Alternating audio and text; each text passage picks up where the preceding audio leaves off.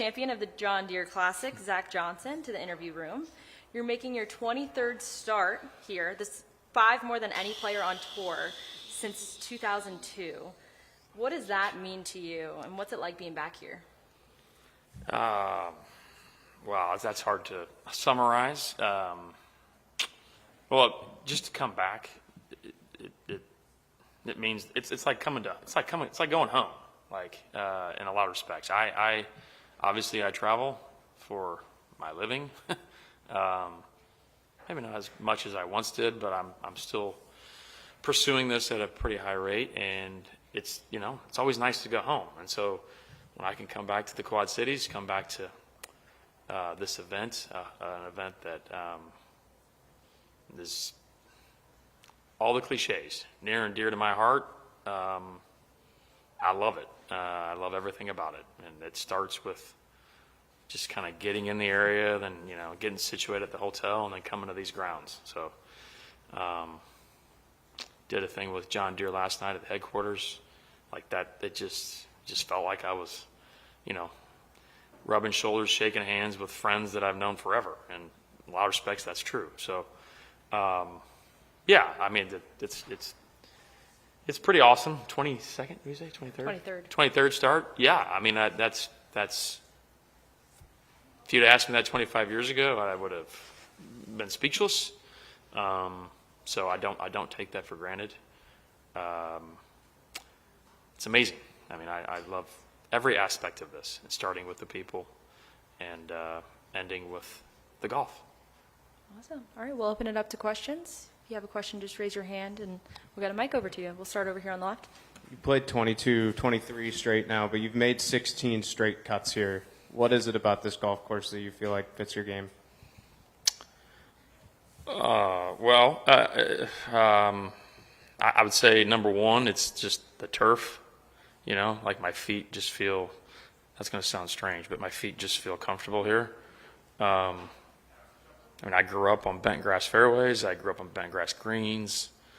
I had a lengthy putting session yesterday, and it kind of just, I'm not suggesting I'm going to putt great this week, but it just felt like, man, here we go. Like it's hard to really summarize that, but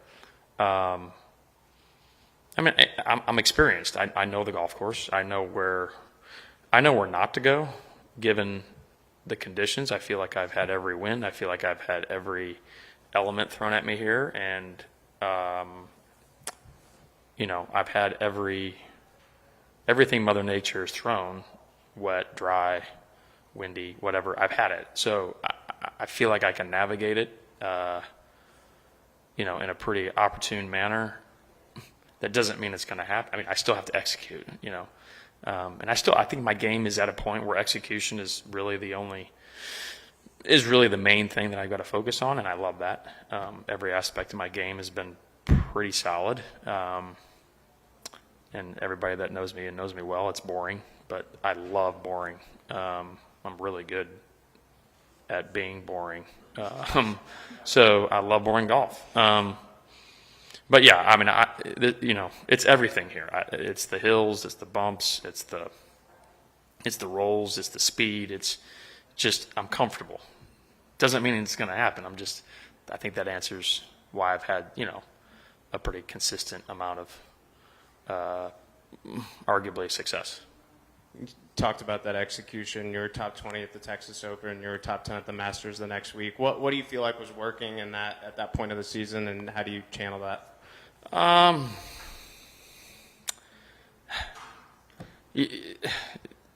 of just what I just said earlier. I mean, every part of my game was pretty solid. There's nothing in my game that is like flashy. Never has been, right? When my putter is manageable or working pretty well, then it can show. I tend to hit a ton of fairways. I tend to hit a lot of greens, and so it comes down to putting. Those two instances, again, two courses that I'm extremely familiar with. Actually, Augusta was the 4th week I played in a row. I haven't played 4 weeks in a row in a long time, but considering my status this year on the PGA Tour, and my family schedule and everything before and after it, it was the appropriate plan. And so, my coaches have kind of said, well, maybe we should start playing 3 or 4 weeks in a row more often. There could be some truth in that. I don't know. I don't do great in heat, like, excessive heat. I mean, a lot of guys love that. I don't do well in it, and those weeks were like perfect weather. Augusta was, man, we haven't had a week of whatever it was, 72 to 77 degrees every day in a long time. So I was, my body was comfortable. Yeah, I mean, I think it's all of that, but hopefully some of those good vibes can come out this week. All right, we'll go over here in the middle. Zach, you've got a big birthday coming up in February, as you well know. Are you going to continue to favor us coming here, or are you going to mosey off to the over 50? I'm sorry, I heard the first part about my age. I didn't hear the second part. Are you going to continue to play here as long as you can, or do you roll off to the senior? Well, I mean, I'll just say this. I hope I have the option of coming back here for the foreseeable future. I don't know what the future is going to hold. I mean, quite honestly, going back to the beginning of that, a lot of what is going to transpire next year is going to be determined by the next so many weeks out here. So, and physically too. I mean, my body is. I pay attention probably now more so to the physical side of me more so than the technical side of me. So, and I don't mind that. It's just the evolution of the game and the evolution of where I'm at as a pro. So, got a great team, great plan, great plot as to how to navigate that. But let's just say if I can keep coming back here and playing, I'm not going to come back here necessarily just to play. I want to come back here to compete. That's what I am first and foremost. And,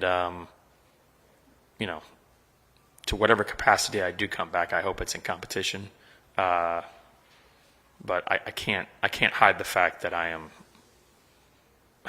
have a high affinity for John Deere and the people. So that goes without saying. We'll go to Craig. Zach, I think you're closing in on 50. I think when you were 25, we were talking about the young kids coming up behind you. Yeah. And you marveled at the way the game was changing. Yeah. I told you Jackson Coiven was in here and said you can't believe these juniors coming up behind me. Yeah, that doesn't make any sense. Yeah. Is there ever a level? I mean, they just can't keep getting better, can they? I don't know. I mean, I guess they can, Records are meant to be broken. The trajectory of the youth in this game is, it's not like it's going on that incline, but it's a steady incline, maybe with a little bit of this in there, but that it's impressive. I mean, I think you got to pay tribute to a lot of the guys. We're entertainers, obviously, and having the relationships we do with our media partners. I mean, golf is an attractive sport for youth, so it's all of that. It's a Tiger Woods effect too. I mean, we're not going to hide that fact, right?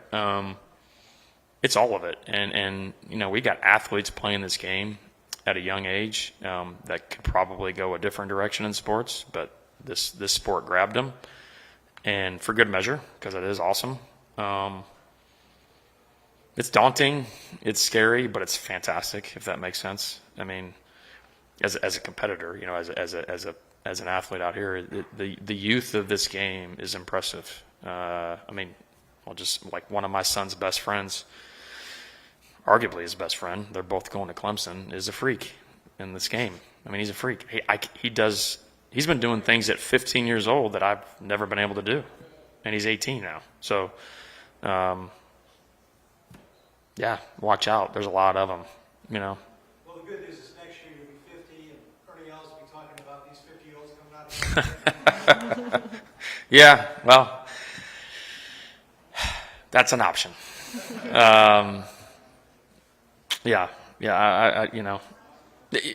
And sarcasm aside, it is nice and I don't know if comforting is the right, but it's nice. It's nice knowing that there's going to be an outlet for me if I want to go that direction and still compete. Those guys are really good too. I mean, again, they're really, really, really good. And some of those guys have played out here as somewhat recent and had some successes. So, yeah, it's crazy. I know I'm the oldest guy. I think I've been the oldest guy in every field this year. I think Padraig played 1 week. I played outside of Augusta, obviously. But when I get to the first tee, fortunately, it doesn't really matter. I still feel like I can do it, and I just tend to hit my second shots first. So, All right, we'll go to Tom. You talked a little bit about your commitments this week. You had your Sure. event up in Cedar Rapids on Monday. How did that go, by the way? And then you come back here, glad hand last night Yep. at Deere. Does that make it tougher for you to prepare for this tournament? Sure. As you get older, when you have those commitments that you have to meet? Tougher? No, I don't think so. I just think it comes down to relying on what I've learned in the past. I'm pretty darn good at compartmentalizing things. I mean, I think you have to be in this role, especially once you start garnering success, and whether you call them obligations or opportunities surface more, you have to know how to filter that and navigate that. And so I've been pretty good at that, not just this week, but in general. So I rely on that experience and that ability. I mean, yes, there's a lot this week, specifically talking about Sunday night and Monday. That's a lot. But I wouldn't change a second of it. Not a millisecond of it. So it's all worthy. It's all fantastic. Even though it's John Deere Classic week here, they actually have a presence in my event in Cedar Rapids as well. So, it's kind of like a stepping stone to come to Silvis. The success of what we have there is also energizing and motivational. So, yeah, I mean, like Monday afternoon, Monday night, I was pretty tired for obvious reasons. I just competed in Detroit, and then couple that with our event, which was outrageously awesome. I had to decompress a little bit, but I had my whole family there. My kids were there, my siblings and their kids, etc. So that was awesome. Just grilled out, chilled, and then I got here midday yesterday. I putted for 2 hours, and essentially that was about it, right? Did some physio work, but nothing of any substance. So I don't play till 3 today, and I'm going to get to work. I slept awesome finally last night, and my coach is here, so we're going to get to work. And at this point, it's business as usual. Andrew, Miss Mara, and their team, we obviously communicate periodically or even consistently, and I'm grateful. I mean, I have some obligations that I completely welcome and actually really enjoy, but for the most part, they want me to go compete, and I'm grateful for that. So I'll be wearing my green essentially every day. Well, Friday I'll be red, white, and blue, but I'm going to represent John Deere the best of my ability, and all the 49-plus-year-olds. All right, we have time for about 1 or 2 more. We'll start right here. After 23 years, is there anything about this place, this tournament, that still catches you by surprise when you come here? That's a really, really good question. I don't know if anything catches me by surprise. I'm not overly shocked by it. Well, I'll say this. I mean, I know. Wow, I think you just keep going back. I know I'm an ambassador more or less for this event, and I love that. Really, that just means I get on a phone call periodically and talk to a lot of good friends that really do all the work. It's really twofold. Number one, the people here consistently are just amazing. You know, they love what this tournament's about.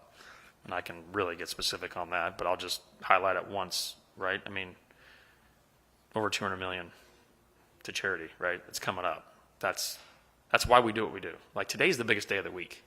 And as a player, we go to all these communities and obviously all of these tournaments. That Wednesday and the shelling out of those monies to the organizations that need that opportunity is really what it's all about. We don't see it on the like the tangible aspect of that, but I do get videos from Andrew, Clara Pryor, as to why we do what we do here. So I don't know if that's surprising. I'm just saying we don't see the benefit. We don't see that directly. That's what this is about. And then number two, fortunately, you know, this tournament's always had, if you call it that, a date that can be kind of difficult, right, as far as my peers go. But it's going to be the best field statistically if you look at, like, from a world golf ranking standpoint. I don't really love that measure, but it's legitimate. So, you know, the buzz is out as to how good this golf course is and how good this tournament is, et cetera. And again, that's not surprising, but to some people that might be a shock. I understand it because I know what it's about. I know who's here and I know what they try to do. So I try to do my part to get guys here as best I can. I bribe. No, I beg. No, it's not true. But you know, it's amazing. It's an amazing week. Last year I think was kind of an anomaly. We had really good weather, like 78 to 82. This year it's kind of back to normal, that 85 to 92 or whatever. But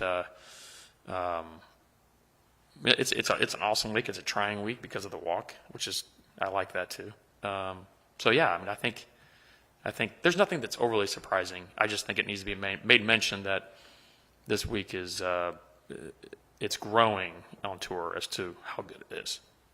And then my last one, you talked about the youth. You're playing with a kid today in Carter Henning. Are you aware of his story at all?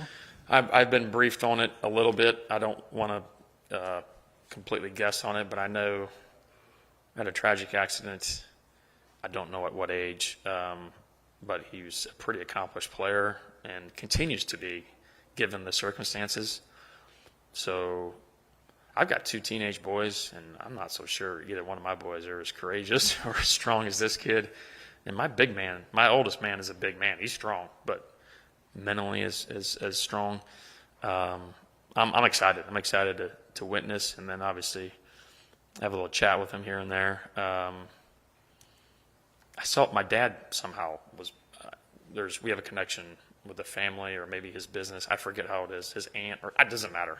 But he sent me a video of him hitting a golf shot, and he didn't have a prosthetic at the time, so I'm told he kind of does now, maybe. I don't know if that's accurate. You're nodding your heads. Was supposed to be. So, I mean, that's almost irrelevant. I mean, you know, the kid can go out and hit a golf ball with, you know, without his left leg. That's impressive. And he still pursues the game at a high rate. That's awesome. That's inspiring. Yeah, the youth, crazy. Love it. All right. Just don't beat me. Thanks, Zach, for the time. My pleasure.